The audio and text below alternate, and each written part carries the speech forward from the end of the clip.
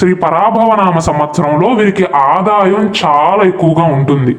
ఆదాయం 14, వ్యయం 11, రాజపూజ్యం 5, అవమానమేమో 6 దుర్గాదేవి జ్యోతిషాలయం. మీరు ఎక్కడెక్కడో జ్యోతిష్యం చెప్పించుకుని నిరాశ చెంది ఉన్నారా? అయితే ఒక్కసారి ఈ గురువు గారికి ఫోన్ కాల్ చేసి చూడండి. ప్రేమ, పెళ్లి, ఉద్యోగం, రాజకీయం, విదేశీ ప్రయాణం, ధనం నిలకడగా లేకపోవటం, భార్యాభర్తల మధ్య గొడవలు, ఆస్తి తగాదాలు, అప్పుల బాధలు, ఎటువంటి సమస్యలకైనా రోజుల్లోనే పరిష్కారం చూపిస్తారు.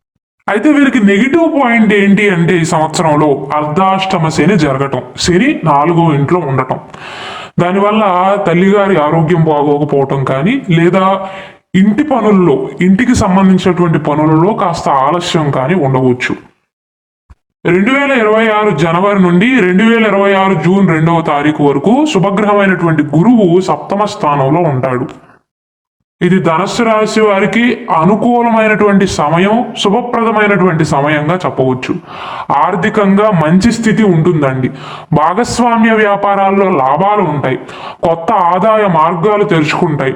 ఉద్యోగంలో కూడా మంచి గుర్తింపు లభించడం, ప్రమోషన్లు లభించే అవకాశాలు ఉండటం, వ్యాపారాన్ని విస్తరిద్దాం అనుకునే వారికి అనుకూలమైనటువంటి సమయంగా, లాభదాయకంగా ఉంటుంది. వైవాహిక జీవితం కూడా సంతోషకరంగా ఉంటుందండి. అలాగే ధనుసు రాశిలో జన్మించి ఎవరికైతే ఇప్పటి వరకు వివాహం కాలేదో వారికి వివాహం అయ్యే అవకాశాలు ఉన్నాయి. సమాజంలో గౌరవం పెరుగుతుంది. ఆరోగ్యం బాగుంటుంది. ఉత్సాహంగా ఉంటారు. శారీరకంగానూ మానసికంగా కూడా ధనుసు రాశి వారు జూన్ 2వ తారీఖు వరకు ఉత్సాహంగా గడపగలుగుతారు. అయితే ఒక చిన్న నెగిటివ్ పాయింట్ ఏంటంటే అర్ధాష్టమ శని జరగటం.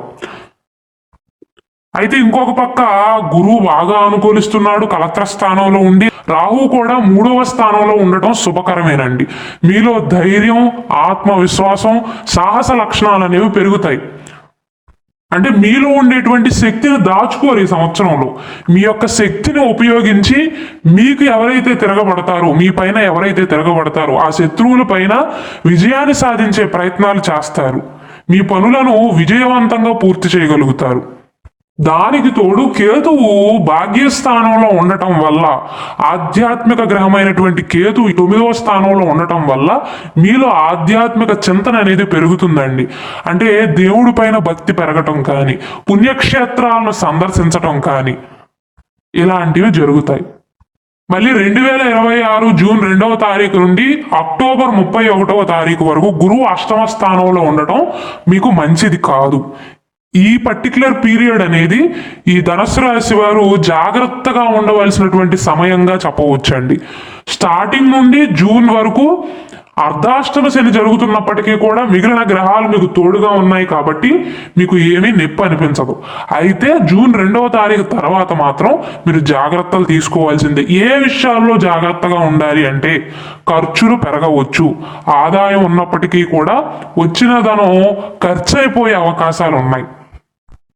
పెద్ద పెద్ద పెట్టుబడులు పెట్టడానికైనా, భూములు, స్థలాలు ఇలాంటివి పెద్ద పెద్ద మొత్తంలో కొనుగోలు చేద్దాం అనుకున్నా ఈ సమయంలో మీరు సరైన నిర్ణయాలను తీసుకోలేకపోవచ్చు. ఉద్యోగంలో కాస్త ఒత్తిడి ఉండవచ్చు. వ్యాపారంలో స్టార్టింగ్లో మీరు చూసినటువంటి ఆనందం అనేది ఈ సమయంలో ఉండకపోవచ్చు. కాబట్టి కొంచెం జాగ్రత్త పడాలి, సహనంతో వ్యవహరించాలి. అర్ధాష్టమ శని యొక్క ప్రభావం కూడా ఉంటుంది. దానికి తోడు అష్టమంలో గురువు కూడా అనుకూలం కాదు. ముఖ్యంగా నెగిటివ్ పాయింట్ ఏంటంటే కుటుంబంలో సమస్యలు, అపార్థాలు రావచ్చండి. జీవిత భాగస్వామి యొక్క ఆరోగ్యం విషయంలో కూడా జాగ్రత్తలు తీసుకోవాలి. ధనుసు రాశిలో జన్మించి శారీరకంగా ఎవరైతే దీర్ఘకాలిక అనారోగ్య సమస్యలతో బాధపడుతున్నారో వారు ఆరోగ్యం విషయంలో చాలా శ్రద్ధ వహించాలి. శస్త్రచికిత్సలు కూడా సూచిస్తున్నాయి.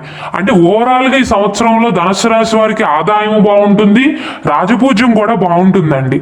అయితే జూన్ 2 నుండి అక్టోబర్ మాసం మధ్య కాలంలో మాత్రం సరైన నిర్ణయాలను తీసుకోలేకపోతారు. తొందరపడి నిర్ణయాలను తీసుకుంటారు.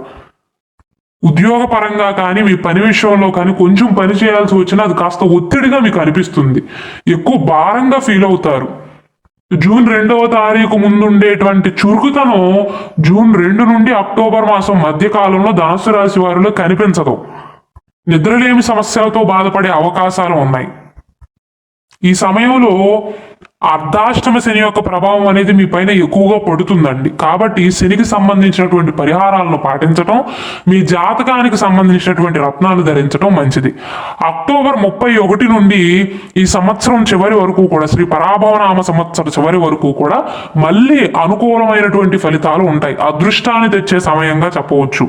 గురువు 9వ స్థానమైనటువంటి సింహరాశిలోకి మారతాడు. దీనినే భాగ్యస్థానం అంటారు. అదృష్టం పూర్తిగా కలిసి వస్తుంది. ఆర్థిక సమస్యలు అనేవి పరిష్కారం అవుతాయి. ఆదాయం అనేది పెరుగుతుంది. ధనలాభం ఉంటుంది. ఉద్యోగంలో పదోన్నతి, బదిలీలు లభించడం, వ్యాపారంలో భారీ లాభాలు, కాంట్రాక్ట్ వ్యాపారస్తులకు కాంట్రాక్ట్లు లభిస్తాయి. కుటుంబంలో సంతోషం, ప్రశాంతత నెలకొంటుంది.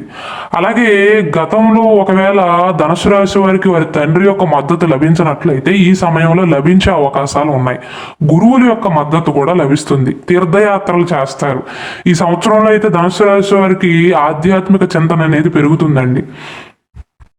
అయితే మీరు ఎక్కువగా జాగ్రత్తగా ఉండవలసింది మధ్య సమయం, జూన్ నుండి అక్టోబర్ మాసం మధ్య కాలంలోనండి.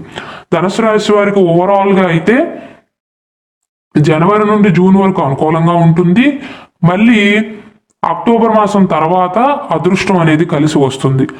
అయితే ఈ సంవత్సరం మొత్తం కూడా అర్ధాష్టమ శని యొక్క ప్రభావం ఉంటుంది అని గుర్తుంచుకుని రిస్క్ తీసుకోవద్దు. ఓవరాల్గా అయితే ఆదాయపరంగా, వ్యయపరంగా అన్ని అనుకూలంగా ఉంటుందండి. పరిహారాల విషయానికి వస్తే జూన్ మాసం తర్వాత గురువారం నాడు పసుపు రంగు వస్త్రాలను ధరించి దత్తాత్రేయ స్వామి వారిని పూజించటం మంచిదండి. మీకు ఆరోగ్యం సహకరించినట్లయితే ప్రతి శనివారం నాడు శనిదేవుని ఆలయంలో నూనె దీపాన్ని వెలిగించటం, శనికి సంబంధించినటువంటి వస్తువులను దానంగా ఇవ్వటం, వీలైతే శనివారం నాడు ఉపవాసం ఉండటం, హనుమాన్ చాలీసాని పఠించటం మంచిదండి అర్ధాష్టమ శని యొక్క ప్రభావం తగ్గటానికి. ఒకవేళ ధనుసు రాశి వారికి వారు జన్మించినటువంటి రాశి నక్షత్రంతో పాటుగా వారు జన్మించినటువంటి date of birth, time of birth కరెక్ట్గా తెలిస్తే వారి జాతక చక్రం ప్రకారం ఏ గ్రహం బలపడితే వారికి అదృష్టం వరిస్తుందో దానికి సంబంధించినటువంటి జాతక రత్నం ధరిస్తే జీవితంలో అవమానాలు తగ్గటం, ఆటిపోట్లు తగ్గటం జరుగుతుందండి.